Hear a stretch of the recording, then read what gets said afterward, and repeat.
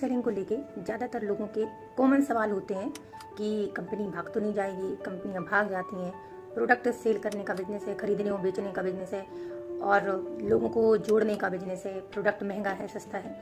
तो कंपनियां भाग जाती हैं, कैसी कंपनियां भाग जाती हैं इसका हमें नॉलेज होना चाहिए। अब हमारे किसी ताऊ जी ने, मामा जी ने या किसी हमारे फूफा जी ने बिजनेस किया और उन्होंने काम नहीं किया या उन्होंने कंपनी को जांचा नहीं, कंपनी को समझा नहीं कि क्या है कंपनी क्या नहीं है, और उन्होंने इन्वेस्टमेंट कर दिया, कंपनी भाग गई। तो आपने उनको देखकर ये जज कर लिया कि जैसे सब कंपनियां भाग जाती हैं तो और भी कंपनियां भाग जाएंगी।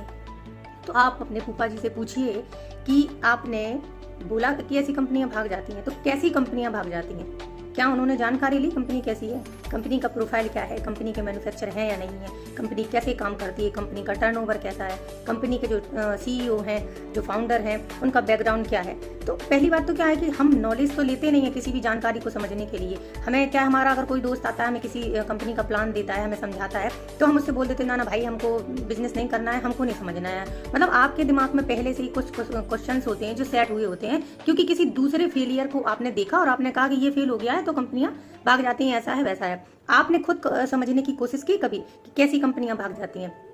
फ्रेंड्स, कंपनियां जो होती हैं वो तो आती ही आपको फ्रॉड करने के लिए ही है। जो कंपनियां भाग जाती हैं वो आती ही आपको लूटने के लिए है। तो आप क्यों लुट जाते हैं, आप क्यों इन्वेस्ट कर देते हैं ऐसी कंपनी में? क्योंकि आपको नॉलेज ही नहीं होती है। और जब कोई आपको नॉलेज देना चाहता है तो आप नॉलेज लेना नहीं चाहते हैं और आप उसमें इन्वेस्ट कर देते हैं। क्योंकि आप क्या है, हम लोगों को स्कीम चाहिए, हम लोग कभी मेहनत नहीं करना चाहते। हम लोगों को लगता कि कोई अगर हमसे कह दे कि 10,000 इन्वेस्ट करके 1 महीने में आपको 1 लाख रुपए दे देंगे। कंपनियां ऐसी आती हैं और ऐसे अगर उनको 300 बंदे मिल जाते हैं तो उनका काम हो जाता है। 1 महीने में डबल करने का या ट्रिपल करने का आपको लालच दिया, आप लालच में फंस गए। तो गलती कंपनियों की नहीं होती, वो तो आपको लूटने ही आती है, लेकिन आप बिना नॉलेज के इन्वेस्ट कर देते हैं। क्यों? क्योंकि आपको स्कीम पसंद है, आपको तुरंत के तुरंत पैसा मिले वो चीज पसंद है। तो उसका कंपनी आती है, फायदा उठाती हैं और भाग जाती हैं। तो अब नॉलेज की बात यह है कि आपको पता होना चाहिए कि कैसी कंपनियां भाग जाती हैं। तो कंपनी के प्रोफाइल को जानना आपको बहुत जरूरी होता है, कंपनी के बैकग्राउंड को जानना आपको बहुत जरूरी होता है।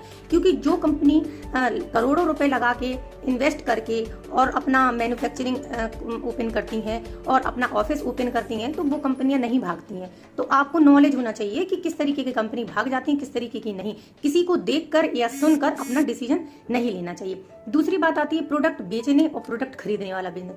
फ्रेंड्स, एक बात बताइए, हम सभी को मालूम है इस सृष्टि में ऐसा कोई काम नहीं है, इस दुनिया में ऐसा कोई काम नहीं है जहाँ पे खरीदा और बेचा नहीं जाता हो। हर एक चीज बिकती है, हर एक चीज खरीदी जाती है। क्या हम राशन की दुकान से लाते हैं तो क्या वो अपना प्रोडक्ट नहीं सेल कर रहा है? और हम जो खरीद के लाते हैं तो क्या हम खरीद नहीं रहे हैं चीजों को? हम रोज खरीदते हैं, लोग बेचते हैं। बस होता क्या है कि जो चीज हमारे नीड की होती है, जो आवश्यकता की होती है, उस चीज को हम खरीदते हैं और बेचते हैं। दुनिया में खरीदने बेचना ही चलता है। हर व्यक्ति कुछ ना कुछ यहाँ पर सेलिंग ही करता है। अगर एक टीचर है तो वो अपनी योग्यता को सेल करता है, अगर कोई डॉक्टर है तो वो अपनी डिग्री को सेल करता है। अगर आप किसी डॉक्टर को दिखाने जाते हैं तो MBBS डॉक्टर है तो उसकी डिग्री को देख के जाते हैं, आप उसको देख कर नहीं जाते हैं। क्योंकि वो डॉक्टर है इसलिए आप जाते हैं उसके पास। तो वो अपनी योग्यता सेल करता है और आप अपना इलाज उससे कराते हैं। टीचर क्या करता है? टीचर 8 घंटे अपना समय सेल करता है, अपनी योग्यता सेल करता है, उसके बदले उसको पेमेंट मिलती है। तो हर व्यक्ति लाइफ में कुछ ना कुछ सेल कर रहा होता है। तो सेल करने का और खरीदने का, बेचने का हर जगह बिजनेस है। हर जगह खरीदा जाता है हर चीज और हर जगह बेचा जाता है। तो हम हर जगह खरीदते हैं और हर जगह बेचते हैं। तो खरीदने और बेचने का बिजनेस हर जगह होता है। तो ये तो क्वेश्चन जो लोग करते हैं उन लोगों के समझ में खुद आना चाहिए कि दुनिया में, हर सृष्टि में हर एक चीज खरीदी जा रही है, हर एक चीज बेची जा रही है। कोई, हर व्यक्ति कुछ ना कुछ बेच रहा है, हर व्यक्ति कुछ ना कुछ खरीद रहा है। तो सेलिंग का बिजनेस तो हर जगह है, कहाँ नहीं है, हर जगह है। टीचर की योग्यता, ट्यूशन पढ़ाते हैं टीचर, 1 घंटे पढ़ाते हैं, 1 घंटे का वो अपना समय सेल कर रहे हैं, बच्चे एजुकेशन उसको वाई कर रहे हैं। तो हर जगह सेलिंग है। तीसरा क्वेश्चन आता है कि प्रोडक्ट महंगा है। फ्रेंड्स, महंगा और सस्ता क्या होता है? अगर आपको इलाज कराना है, आपको गंभीर बीमारी है, तो आप डॉक्टर से बोलोगे सस्ता इलाज करना, तो कराएंगे, नहीं तो नहीं कराएंगे। ऐसा तो नहीं होता है ना। तो सस्ता महंगा डिपेंड करता है चीजों पे कि आपके लिए क्या जरूरी है, क्या नहीं है। और सस्ता क्या होता है? अगर आपको जरूरत है किसी चीज की तो उस समय क्या आप दाम को देखें? मोबाइल खरीदते समय तो आप लोग सस्ता महंगा नहीं देखते हैं। अगर सस्ता महंगा देखेंगे तो कहाँ देखेंगे? जहाँ पे हमें जरूरत नहीं होगी। अगर वो प्रोडक्ट है या कोई चीज है आपकी नीड की है और आपको चाहिए है तो वहाँ पे सस्ता महंगा कहाँ होता है। और आप जैसे कोई भी चीज़ होती है, हम लोग उसको सोचते हैं कि हमें ये इतने की है और इतने की मिल जाए, तो फिर उसमें क्वालिटी में भी डिफरेंट आता है। ऐसा नहीं है कि किसी चीज़ की अगर कीमत है तो उसकी क्वालिटी में भी समझौता आपको करना पड़ेगा। अगर आप ये देखेंगे सस्ता है तो सस्ता उसी हिसाब से होगा। ऐसे नहीं है कि कंपनी ऐसे ही रेट लगा देती है और उसकी क्वालिटी कुछ और होती है, क्योंकि अगर पैसा है तो क्वालिटी भी है, क्वालिटी से कोई समझौता नहीं होता है। अगर आपको आपकी नीड का है और आपने जैसे चीज़ को खरीदा, और अगर आपके लिए महंगा तब वो चीज़ पड़ती है जब आपने उस चीज़ को खरीदा और आपका वो मिसयूज हो गई, यानी आपने जिस पर्पज से खरीदा और वो आपको पूरी तरीके से यूजफुल नहीं निकला, तब वहाँ पे आपको वो चीज़ महंगी पड़ जाती है।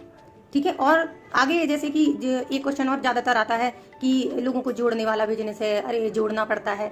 तो इस सृष्टि में जितने भी लोग हैं, हमारा जो समाज है, हम लोग एक दूसरे से जुड़कर ही इस समाज का निर्माण कर पाए हैं। जो हमारे इतना बड़ा जो टीम होता है, तो हम लोग एक दूसरे से जुड़ने के बाद ही 1-2 परिवार मिलके, 4 परिवार मिलके इस समाज को बनाते हैं। समाज को बनाते बनाते इस सृष्टि का निर्माण हुआ है। तो जोड़ना अगर गलत है तो फिर दुनिया में हर चीज़ गलत है कि जोड़ना क्यों पड़ता है।